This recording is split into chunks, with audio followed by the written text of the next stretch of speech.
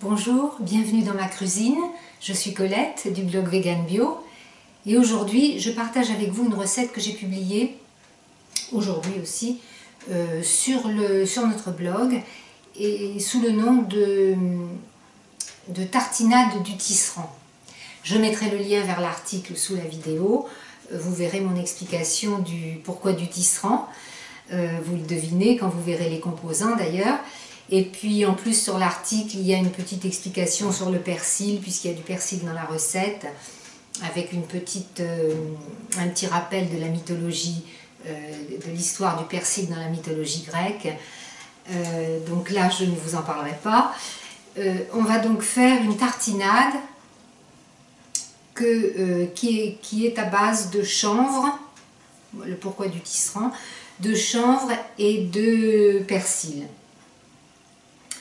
Je vous indique les ingrédients et ensuite on passe à la fabrication. C'est extrêmement rapide et très très simple. Donc un bouquet de persil. Alors on n'a peut-être pas tous toujours la même notion du bouquet. Bon voilà, pour moi ça fait à peu près ça.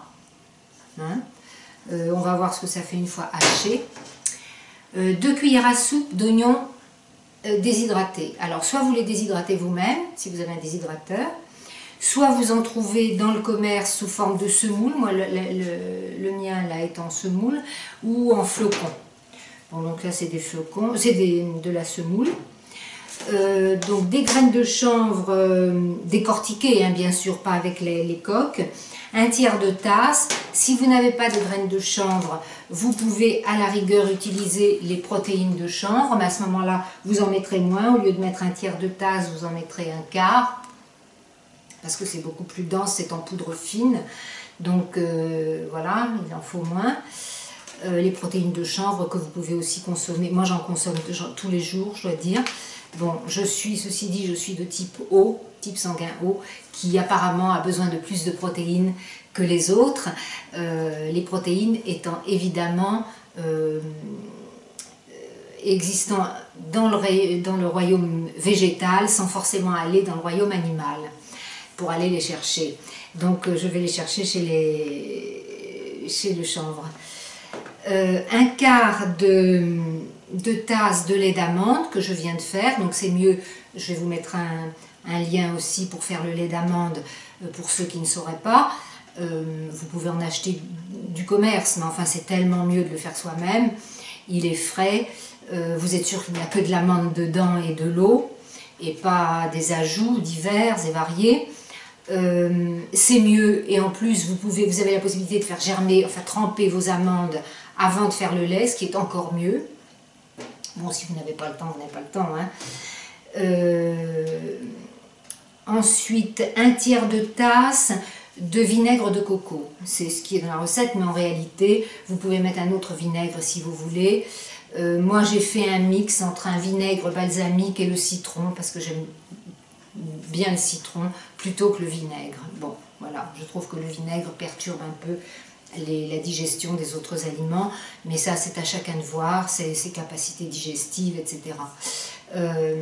Si vous le supportez bien, bon, voilà.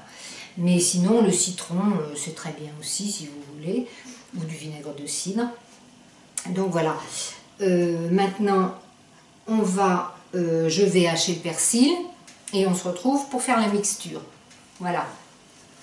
Alors me revoilà avec le persil une fois grossièrement haché. Il n'y a pas besoin de le hacher fin puisqu'il va être mixé. Disons que ça fait une tasse, voilà. Une fois haché, ça fait une tasse de persil. Alors vous pouvez le faire dans un blender comme ça. Le problème du blender, c'est que, surtout quand il est puissant, ça peut aller très vite pour devenir une purée très lisse. Et là, ça dépend de ce que vous voulez comme texture pour votre tartinade. Moi, je trouve que pour une tartinade, les deux sont acceptables, soit très lisse, soit avec un peu de texture. J'aime bien un petit peu de texture quand même, quand on sent les ingrédients légèrement. Donc, c'est au choix. Ou alors, c'est ce que je vais faire là, utiliser un mixeur à l'amande S, c'est ça qu'on appelle la l'amande S. Voilà, donc je vais prendre le petit bol parce que les ingrédients sont, voilà, c'est une petite quantité, donc je mets le petit bol et vous mixez tout. Voilà, si vous utilisez enfin vous pouvez pulser dans celui-là et dans celui-là, ça dépend du blender que vous avez, hein. Sinon vous mettez à petite vitesse sur votre blender si vous avez la possibilité et vous surveillez la texture. Là, donc je vais mettre tout. Vous pouvez tout mettre dedans. Alors l'oignon, le chanvre.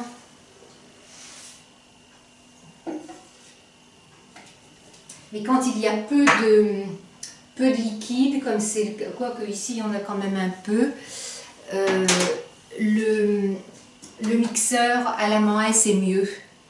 Le blender, il lui faut quand même un minimum de liquide pour démarrer et pour bien tourner. Donc vous voyez ce qui va le mieux. Alors le lait, hop, et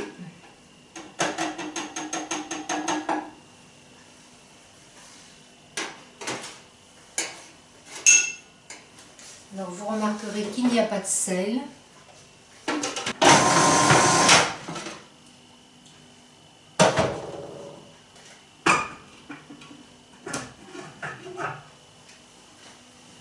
Alors voilà ce qu'on obtient.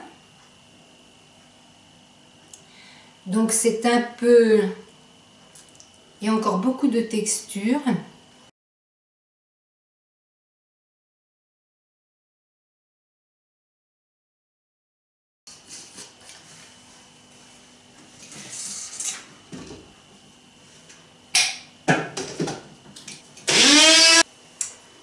Voilà, je crois que ça va être beaucoup mieux. Alors maintenant, je vais mélanger les deux préparations, celle qui a été mixée dans le mixeur en S et puis celle qui a été dans le petit blender. Donc ça me donne deux textures différentes pour obtenir la bonne.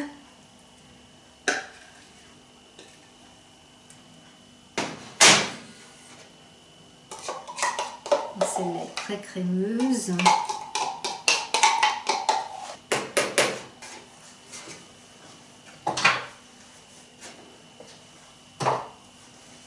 Donc voilà le mélange obtenu. Effectivement là c'est très bien parce qu'il y a quand même de la texture mais pas trop.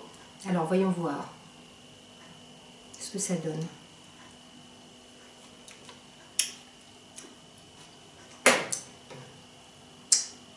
Alors c'est très bon, même sans sel, parce que l'acidulé, alors c'est très acidulé. Moi j'adore l'acide. Pour ceux qui n'aiment pas trop, je vous suggérerais peut-être de mettre la moitié du tiers, de la quantité de vinaigre suggérée, qui est un tiers de tasse. Mettez la moitié, faites votre sauce et éventuellement rajoutez. Je crois que c'est plus prudent. D'une façon générale, c'est comme tous les assaisonnements, surtout quand il s'agit de sel, de vinaigre ou de piment. Commencez toujours par la moitié des recettes, de ce qui est indiqué dans la recette, et après vous ajustez à vos palais. Sinon vous courez un risque, c'est de devoir augmenter tous les autres ingrédients et de vous retrouver avec 2 fois la quantité que vous aviez prévue au départ, si vous voulez diminuer l'effet de ce qui est en trop. Donc voilà, écoutez, je trouve que c'est pas mal du tout. Ça peut faire une tartinade effectivement, ou une trempette avec des légumes, ce serait pas mal du tout. Je pense que ça irait très bien avec des champignons à tremper dedans et toutes sortes de bâtonnets de légumes. Voilà, ce serait aussi très bien. Ou des crackers aussi, hein. Vous pourriez aussi avoir des crackers avec.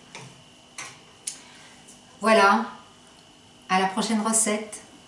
Au revoir.